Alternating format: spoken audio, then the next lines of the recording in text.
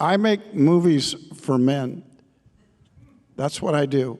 But I won't make a movie unless I have strong women characters, and that's how I've conducted my career. And I think that's why I have a good following. I thank you, women, for dragging your men here. It was a Western after all. Prepare your ears, humans. Happy, Sad, Confused begins now. Today on Happy, Sad, Confused, we're live at the 92nd Street Y with Kevin Costner and the cast of Horizon and American Saga, everybody! You guys are in the right place. You have seen a sneak peek at this epic film. It is just the start of this huge saga, this huge passion project from the one and only Mr. Kevin Costner. I don't know if you're like me. You're probably like me. For over 35 years, I don't know what it is to love film without loving Kevin Costner movies. I love his big swings. Yes, come on. As an actor, as a director, and this one, as you'll hear in a moment, is a true passion project. As you can see, we have a bunch of seats out here tonight. We're going to celebrate this film big time with this amazing cast. An epic film needs an epic panel. So please join me in welcoming Isabel Furman. Isabel, come on out. Luke Wilson, everybody. Luke, come on out. Ella Huntz. Come on, Ella. Jena Malone is here. Mr. Sam Worthington is here. Come on, Sam. Abbey Lee is here. And director, co-writer, producer, and star, Mr. Kevin Costner is here.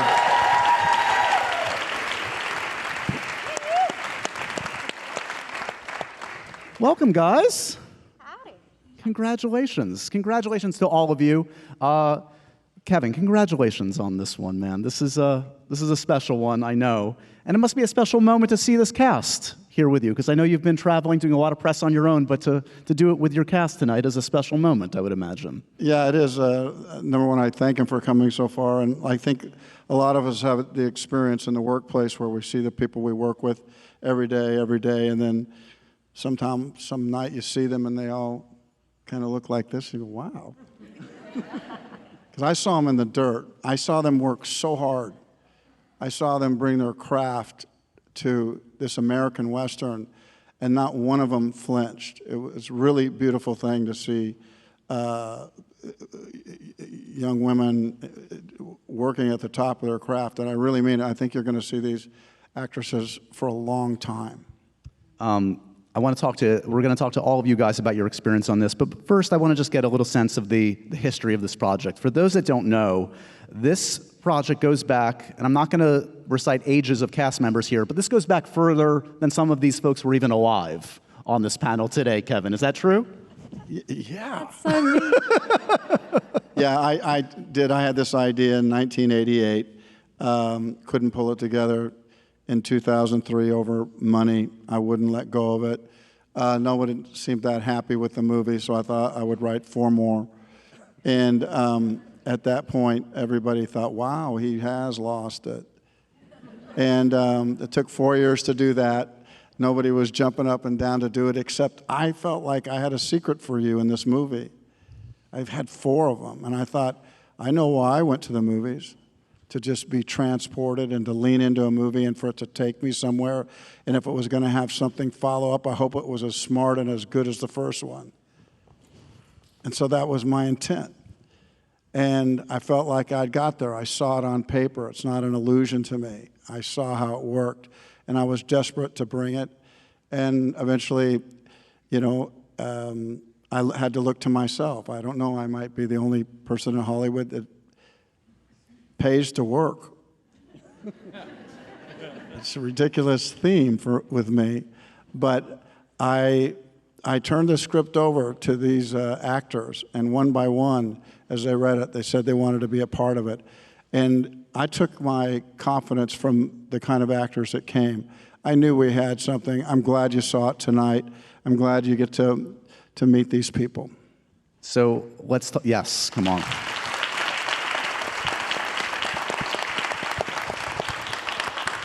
So again, I'm going to do a little math here.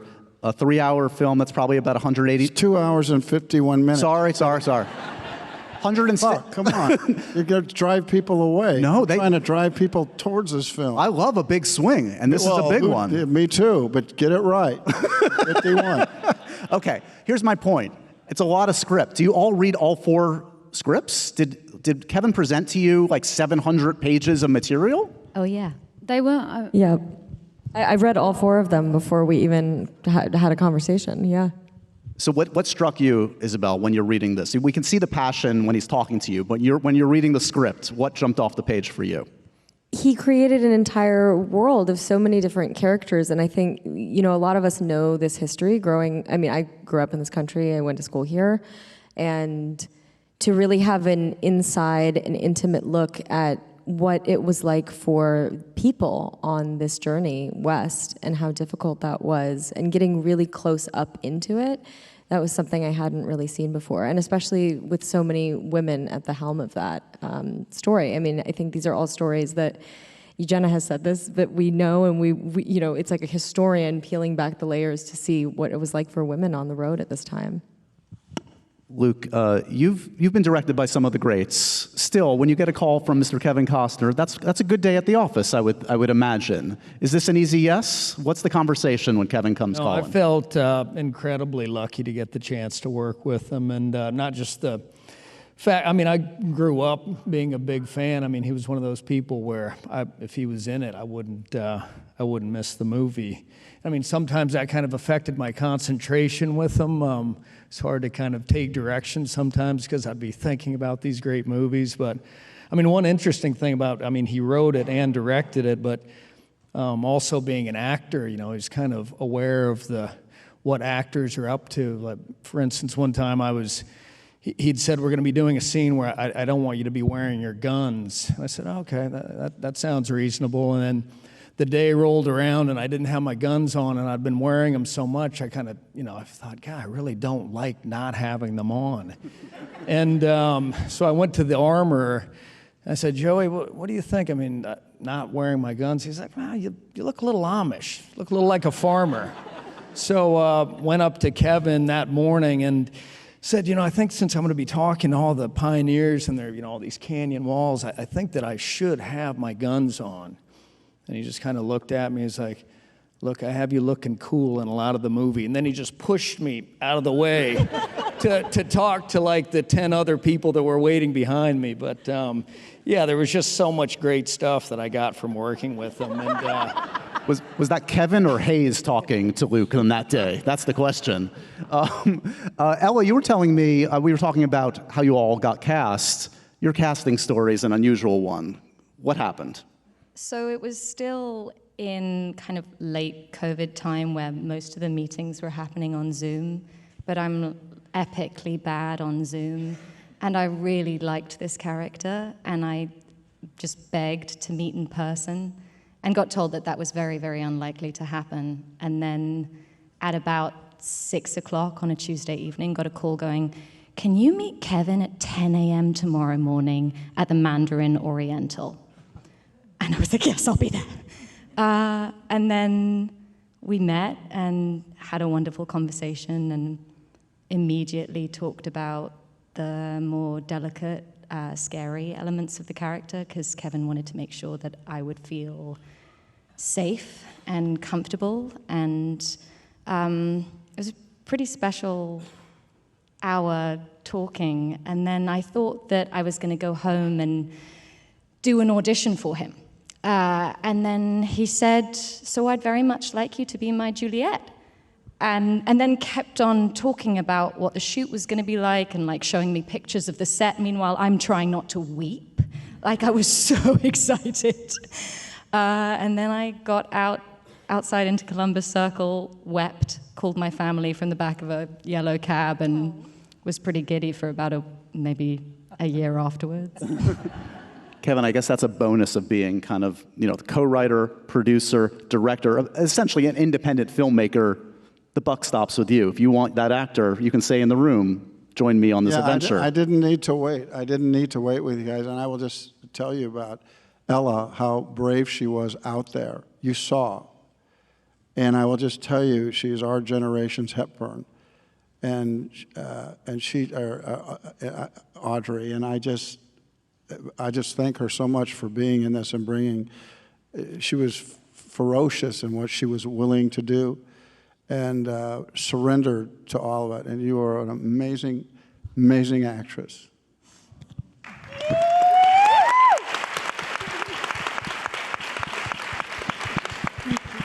Someone on this panel will cry tonight, and if it's Ella, so be it. One thing I love about this cast is there are some folks that you've never worked with. There's some folks that you have worked with. Jena, when did you first work with Mr. Kevin Costner? Yeah, a long time ago. For love of the game. Yeah, for love of the game. I was a teenager. I think I was like 13 or 14. It was an amazing time where I kind of just, it was like a tiny role, kind of just came in, did my stuff, and Kevin was like, wait, hold on, like kind of quieted things down, and I remember him giving me space and kind of treating me with a respect that I didn't even know I deserved at that time, and it really made an impact on me on how to be a leader on set, even if you're not directing the film, but how actors can take care of other actors, It was a really inspiring thing. And then we did Hatfields together. Right. And I would imagine when you read the script and you read your character's entrance, you're like, oh, okay, this is a hell of a way to introduce a character. Yeah, a horse cart, a shotgun, and a baby. I was like, all right, well. Let's do this thing, yeah. I'm ready. Mr. Sam Worthington, another exceptional performance from you, sir. Your first time working with Mr. Costner, as I understand it.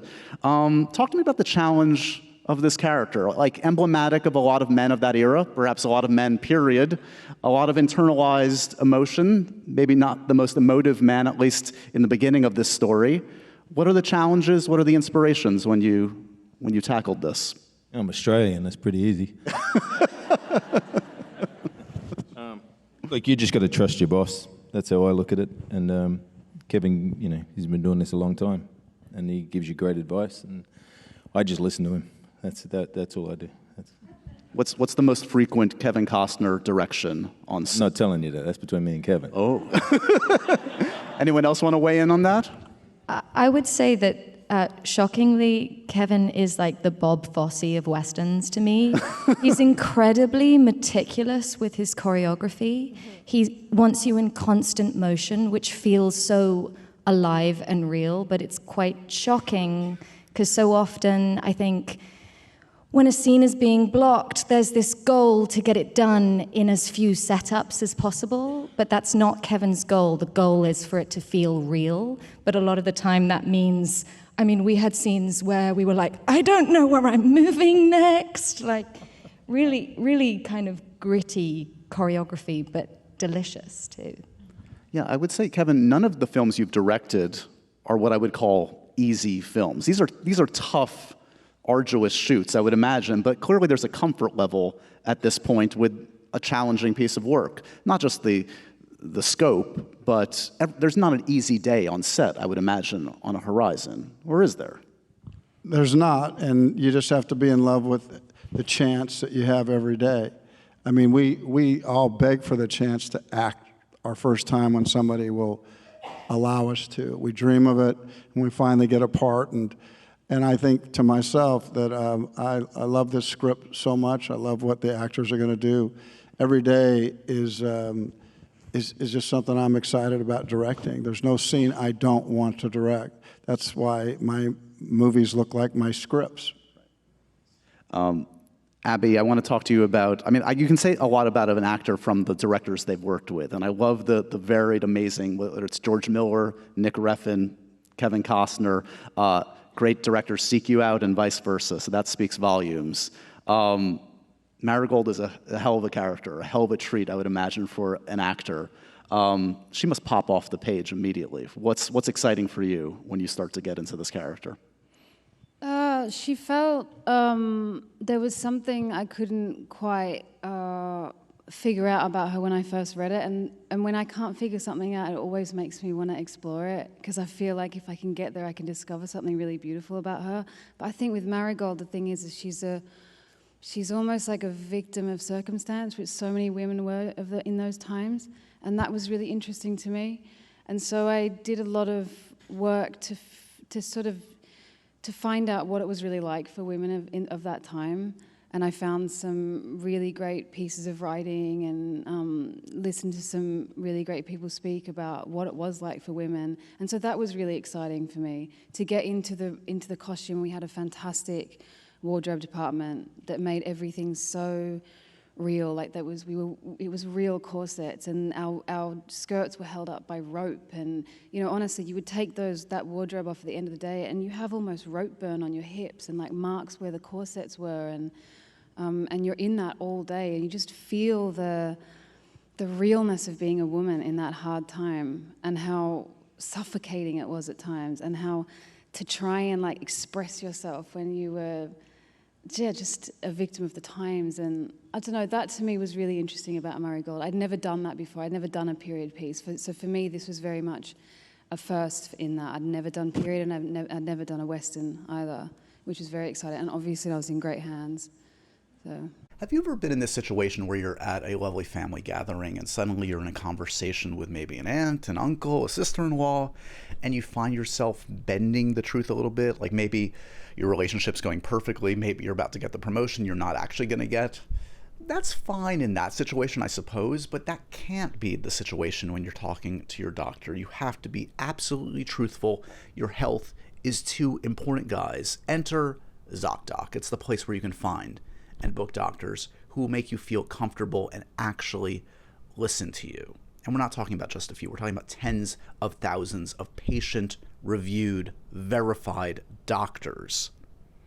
ZocDoc is a free app and website where you can search and compare highly rated in-network doctors near you and instantly book appointments with them online. Once you find the doctor you want, you can book them that very second. No more waiting awkwardly on hold with a receptionist. And did I mention that all these doctors have verified reviews from actual, real patients? Plus, you can filter specifically for ones who take your insurance, are located near you, and treat basically any condition that you're searching for. If I need a doctor, I use ZocDoc. Go to ZocDoc.com/happysad. Download the ZocDoc app for free, then find and book a top-rated doctor today. That's ZocDoc.com/happysad. ZocDoc.com/happysad.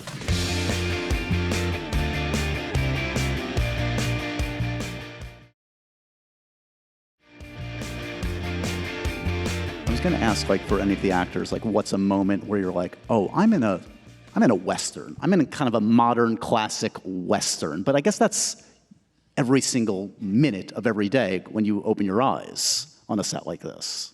When we came on set for the first time, it was just incredible to see the world that all of our crew had created for us to play in. And then, that moment for me was being on a wagon with this man on my left on a horse and this woman on a wagon on my left. And then Kevin is riding on his own horse out to us to give us direction. And that's when you kind of realize, wow, I'm in a Kevin Costner Western film. And what is he coming to tell me?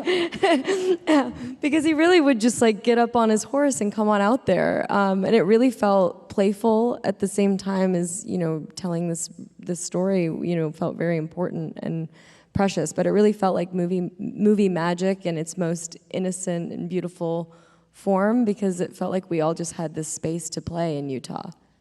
I want to say this. We have you hear people a lot of times say, well, I haven't been in a Western, I really want to be in a Western. You kind of hear that a lot.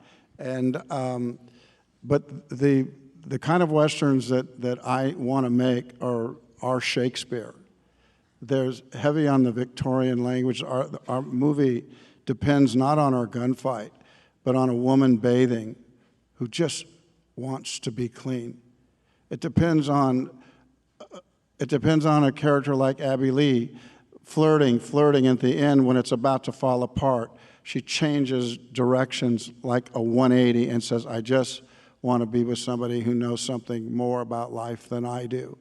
So we might be a Western, But we are invested heavy in the literature of film and the literature of how people talk to each other. And I think that's the strength of Horizon, is what people are saying to each other and how they're feeling. And when they're forced to talk, they are just as confused in their decade, in their century, as we can be in ours. The only difference between the Western and what we can see in modern days is there was no benefit of anyone to arbitrate your problems.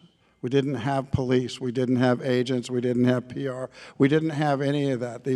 What was going on in the West was what made it not a simpler time, it made it more complicated to figure out how to get through a day.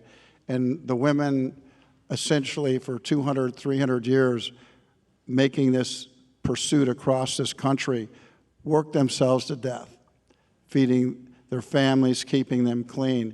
And those ideas are the strongest ideas in Horizon. I will get you to the gunfight, I promise. And I will get you to the things that are things that we knew to happen during that time. But those things are not enough for me. And I had actors who could handle language, and I gave them language to speak.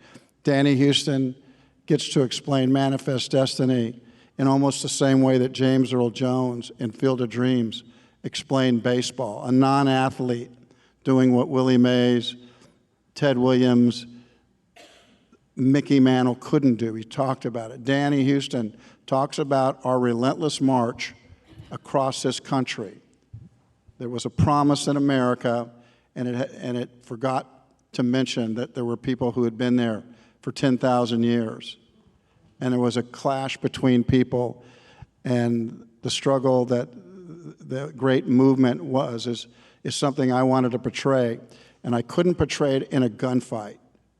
I needed to do it with humanity and with language, and I thank the actors for embracing the language. They never once said, this is too long, They just went at it like a play.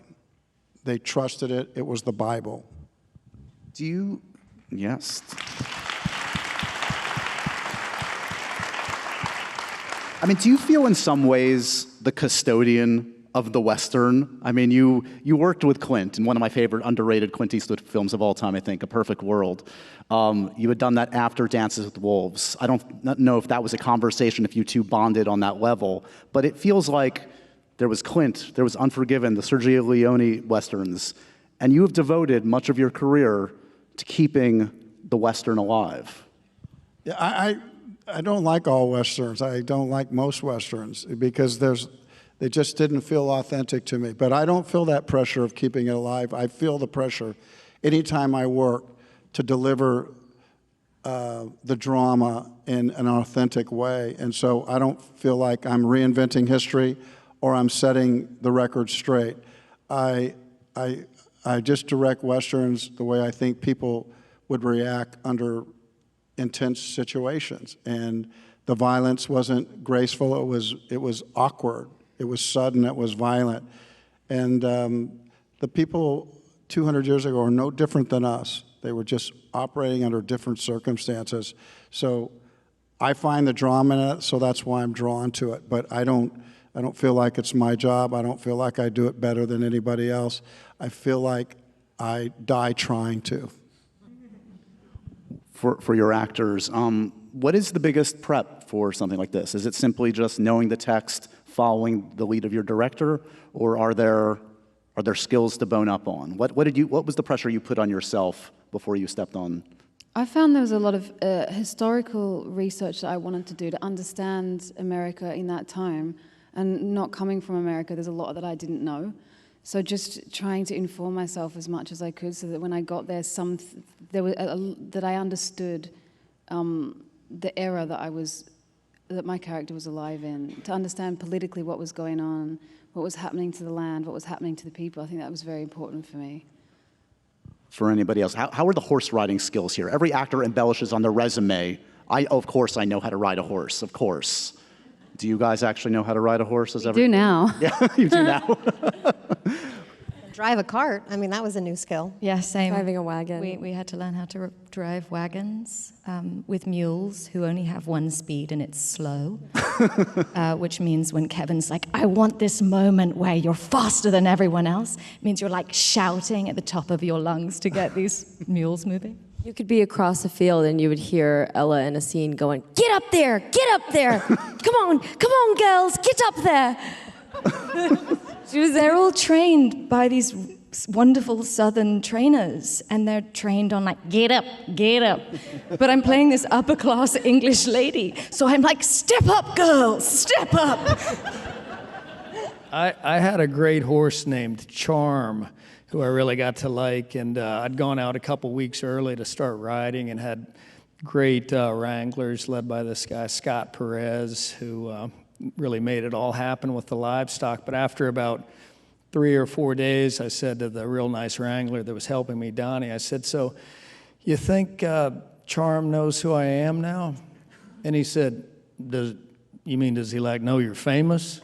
And I said, no, that's not what I'm saying. And please don't go back to the guys and say that I was asking, did Charm know who I am?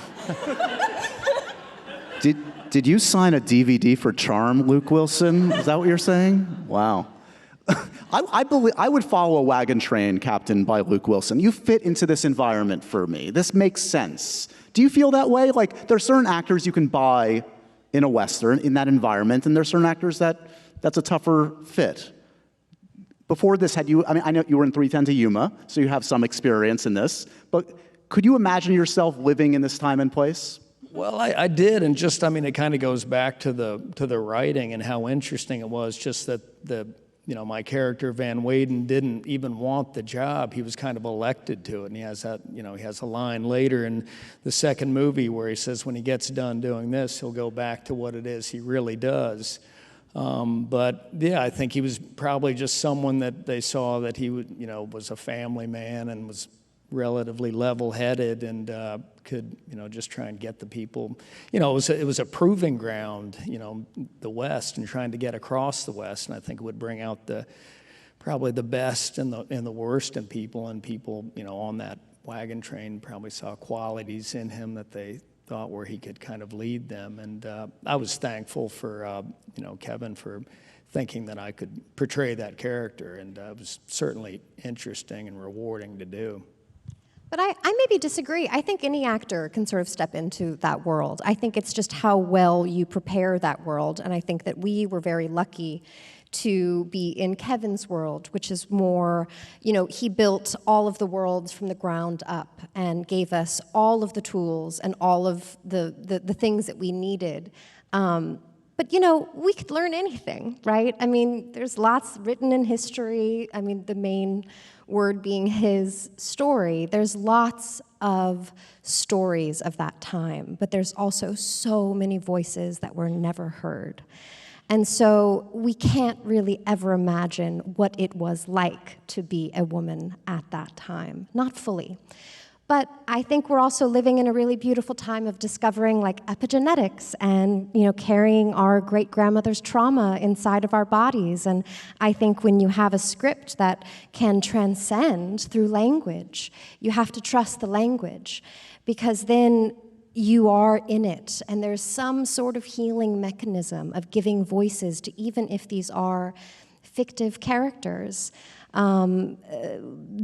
they deserve to be sung, and so it was nice to be singing in that way. Kevin, for you, yes, please. We've talked about the wonderful different shades of characters, the different kind of experiences, particularly the women in the cast have in this, depicting fully fleshed out characters that often aren't seen in Westerns. It sounds like that wasn't necessarily as much a mission statement for yourself as it just organically happened. Can you talk to me a little bit about how, your methodology as you're crafting this, as this goes from 1 film to 4 films, how you decided to depict all different strata of life in this environment? Yeah, well, whenever you start writing, and all of a sudden it would be like, you'd start writing and you go, where's the woman?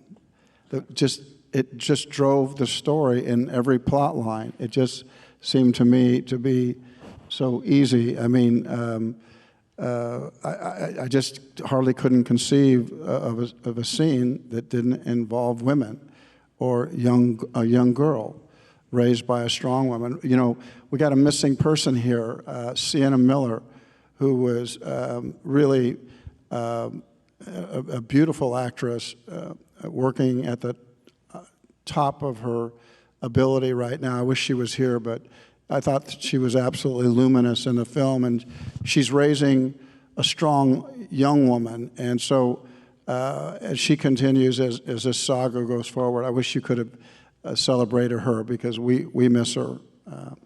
But I don't know, I see if I look back at my career, the one thing I have, I'm asked, this is why my movies take long, to try to explain stuff. I make movies for men. That's what I do. But I won't make a movie unless I have strong women characters, and that's how I've conducted my career. And I think that's why I have a good following. I thank you, women, for dragging your men here. It was a Western after all. But I just can't conceive of a movie without having that. It was effortless to work with Abbey. The way she worked with Jena, those two powerhouses on that hill. And I mean, so giving to each other right down the line. And again, Ella, is just, is going to break your heart, what happens. And, I hope you find your way back, and you're going to find that Isabel goes from a sassy kind of late teenager into somebody who's in control. And I love the guys in my movie, but for some reason, the women, have guided this process. And they were not formidable in the 1988 script. And these last four, and you asked me, about doing four. Man, it's pretty easy. I just don't stop till I'm done. And then I thought, well, it looks like four. And that's how it worked. That's about as complicated as I am. I'm not that complicated. So the good news is part 2 is in the can. It's coming very, very soon, actually. I saw it Saturday. I saw it 3 days ago. I saw it, and I was worried when I watched it because I was wanting it to get to a place. And I will just tell them first, it's as good as the first one. It might even be better. And I was so happy that happened. Well, I'm going to put all the bells and whistles on it. I'm going to make it look just right. But it's as good as the first one.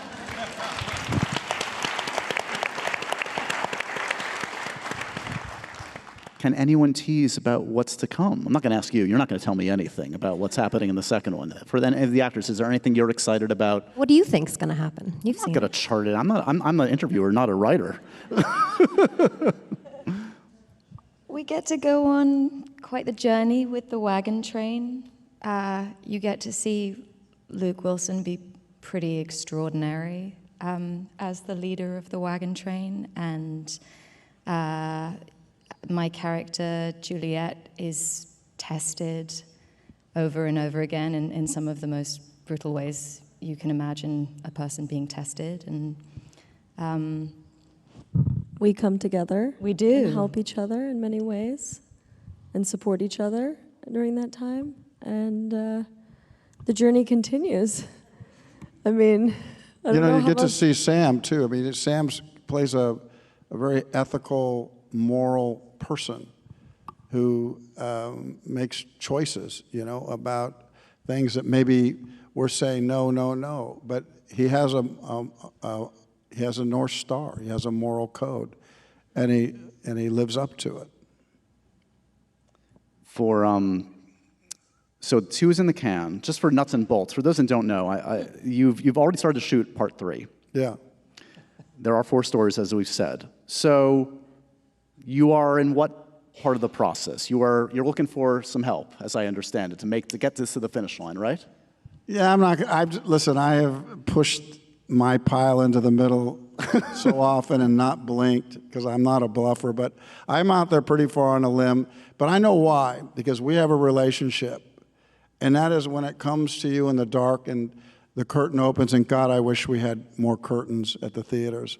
That used to be my favorite part as a little boy, when it started to open and I knew magic could happen. And too often it doesn't happen in movies, but sometimes it does. And so everything we tried to do in this one, and in the second one, and the third one, and the fourth one, but will be an American novel for you. That's just how I thought of it. I didn't want to quit writing till I was done, and now I'm done. And when I'm done with the fourth one, we'll live with them. And I think that probably the only thing that I really enjoy and I see happen universally is that you're able to share it. I think if Horizon is successful, it will because you're willing to share it. Just like you heard the best song last night, you never heard it. You read the best book, you never heard it, so you want to tell somebody you heard the best joke. Sometimes we see a movie that touches us, and everything we try to do is to make a movie that you're not able to forget. Because when they're working at their very best, they are about moments we'll never forget. I know that for sure.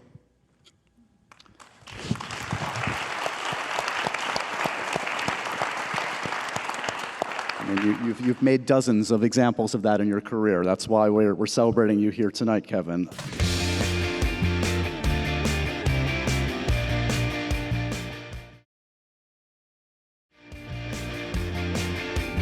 Some questions from the audience. What is your favorite Western and why? Anybody want to jump in? Favorite besides Horizon, obviously.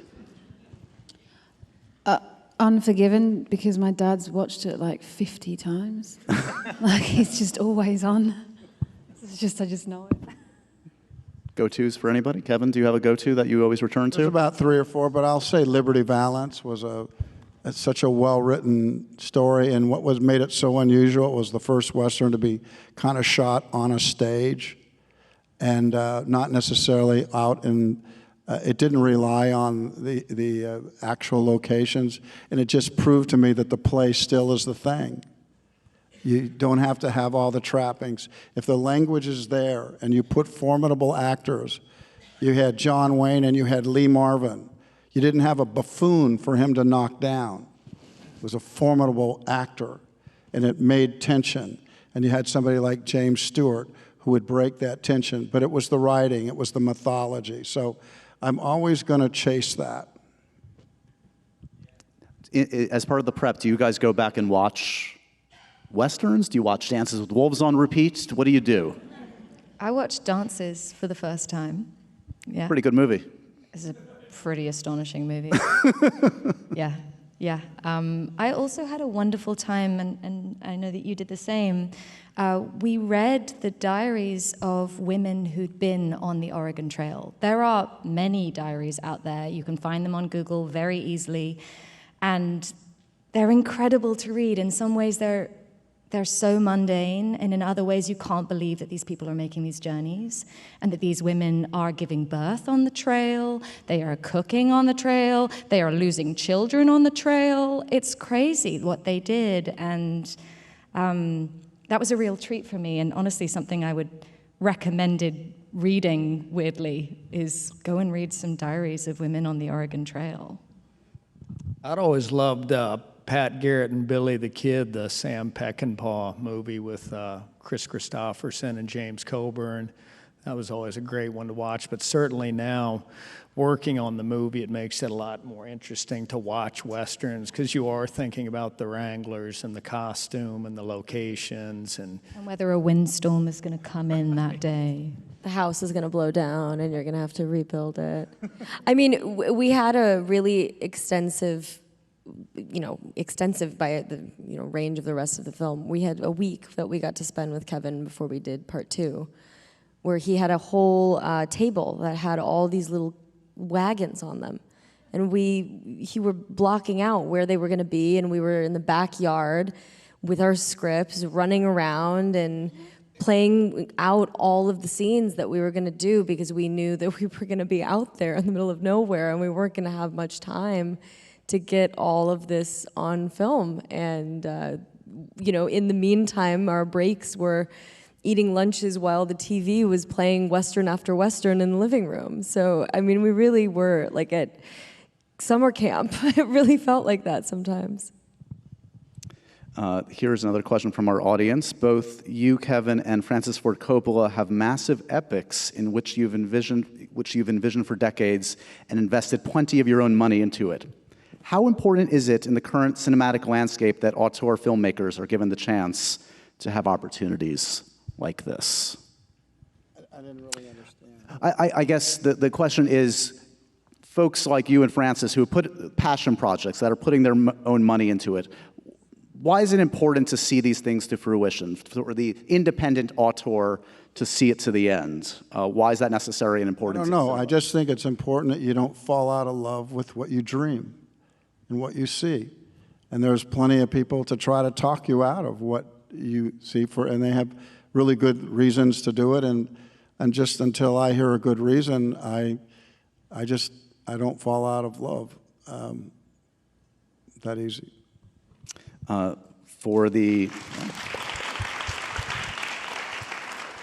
Here's a broad question for the cast from the audience. Favorite memory from filming the movie? What's going to pop out into your brain if I'm talking to you 40 years from now? Hey, what was it like shooting Horizon? What's the day, the moment that's going to jump out? We had a sandstorm, and we all were confined to the Great Hall in Horizon, and I played Sandstorm by Darude on my phone, and we all danced like crazy while the entire building shook. It was amazing. It was incredible. It was also in the middle of an epic scene that we'd been waiting so long to do. And we'd had an amazing morning shooting the beginning coverage of the scene. And then when the sandstorm came in, we just had to drop it and come back and start again the next day. That was actually something that Kevin warned us about right at the beginning of the shoot, is that Westerns are hard to make, and they're hard because the elements will beat you. They are against you. Like, you are working with them, and you have to accept that there are going to be days where you have to drop what you were doing and start again. And there's something kind of exciting and primal about that experience. I guess that, sorry. Yeah, no, similar. My segment was sort of up in the mountains of Utah, and it was about a 2-hour drive just to get out to where the beginning of base camp was, and from base camp was another 30 to 40-minute ATV drive. And it started snowing. It snowed a little bit overnight, and we had a whole caravan of however many vans, 20, 40, trying to make it down this mountain at like 6 in the morning. Everyone's sliding out. I was like, wow, this is a real, how are we going to get to work, Like, I feel like it was so exciting. But then we did it, I feel like nature is always going to be the loudest voice in the room, And I love when films are not afraid of inviting nature in, whether it be taking them out of a soundstage, putting more, elements of it in the story. We crave it as humans, right? We want that. We need it. I think it's also good. Look, Kevin's trying to make a hopeful movie. When you went out into the frontier, they didn't really know what to expect, right? And so there's a lot of optimism. And when you work with Kevin, he's got this baggage of all his American iconography that he's done, from the Westerns he's done to his baseball movies. Guy took on Al Capone. The guy was in JFK, all right? So he's telling stories of, in my belief, of a country that he respects and loves deeply and has an idealistic vision towards, and a hope in himself of that story that he wants to tell about where this country is going. And as an immigrant myself to this country, that's something that I'll stick with when I finish this, is that you're part of a guy's story, which, as he said to me, we're just telling he just likes telling movies. He liked movies being like sitting around a campfire. And he said to me, if you want to tell this story of me, which I've discovered is more hopeful than it was even written on the page, then that's something that I'll take away with, and you hope that an audience takes away with it, because that's a message that we need.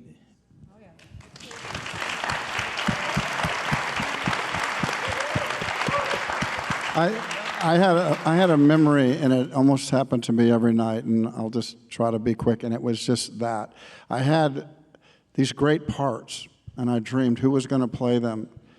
And we would work these 14-hour days, and when we were driving home, and whether it was any one of these, I thought, we now have it forever. It was on paper. Suddenly they embodied it, and I was driving home, and I thought, man, I have a fucking secret. It's so good. I have a secret. And that's what I was taking home with me every night. I wasn't disappointed. It got better. It got better, and they embraced it. And I will forever be grateful for that.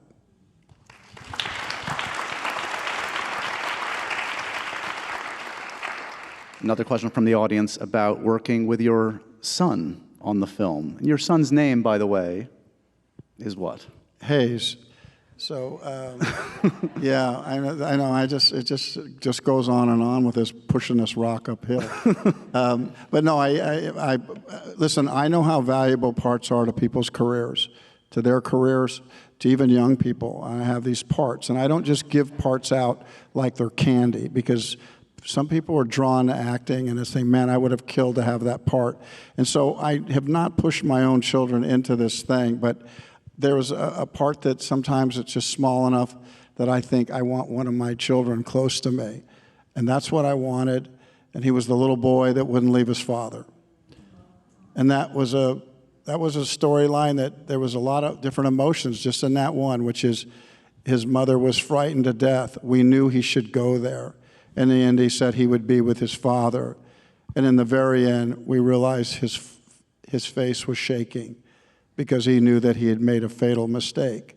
And I just can't help but believe that we loved him, we were proud of his decision, but we hated what happened. And I'm locked forever with my son in that movie. He didn't have a lot of experience. He didn't even know what marks were on the floor. I explained to the cast he thought they were like second base, and that he had to keep his foot on it the whole time.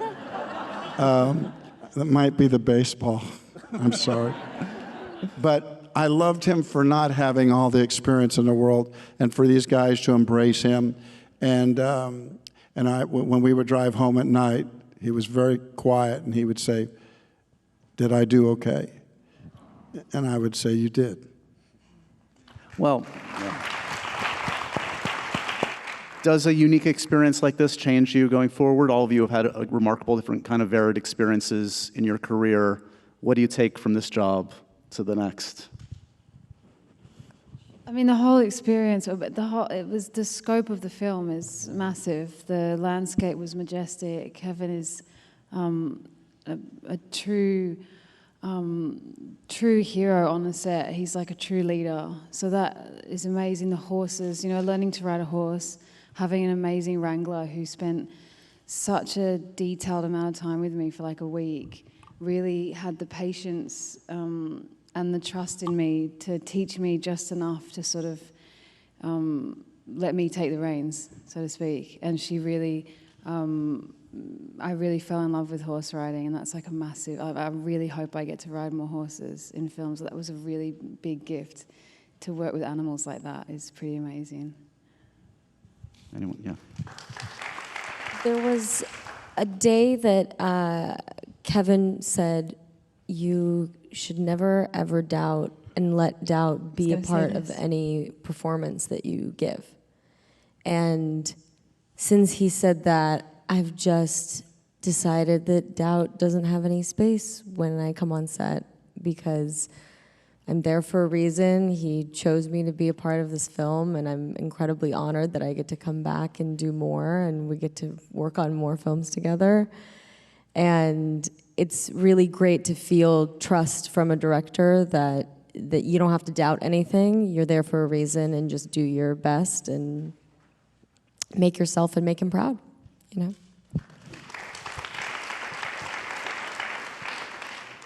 Here's an important, provocative question for this panel of actors. We're all fans of Mr. Costner here. He's not a sequel guy. He hasn't been a franchise guy. I mean, Horizon, there are going to be hopefully 4 of them. What's the film in his filmography Kevin could still make a sequel to? What do you want to see another one? Oh my God, what's it called? The one What do you got? on the That's water. easy for me. What's Waterworld. Waterworld. Waterworld, 100%. Wait. There was too much going on. You say Waterworld. It's got to be Waterworld. It's just great as well. I mean, it's deserving of a rewatch. I watched it recently with my 8-year-old son, and he was blown away. He was so into it, and I was like, wow, this holds up. There's so many cool things. Like, I think you could dive in again. I think it's pretty cool there. They gotta Are you ready? update. They gotta update the Universal Studios experience. You know, if there's a sequel, they'll update the Universal Studios experience of Waterworld, and I think that it's time. The webbed feet, one more time, Kevin. Come on, for the audience. What? We want you to don the webbed feet to be in Waterworld one more time.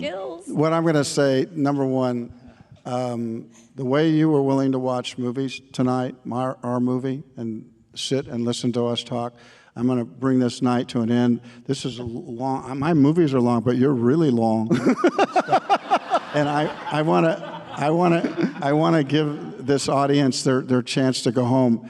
But we made this movie for you, and every day we did our very, very best. And the fact that you sit so quietly and listen to us, and you show us a lot of respect, and that only supercharges me. Thank you. Thank you, Kevin, coming tonight and honoring them, and you honor me, and long live the movies. Congratulations. Spread the good word. Horizon Part 1, June 28th, everybody. Thank you, Kevin. Appreciate it. Congratulations, everybody.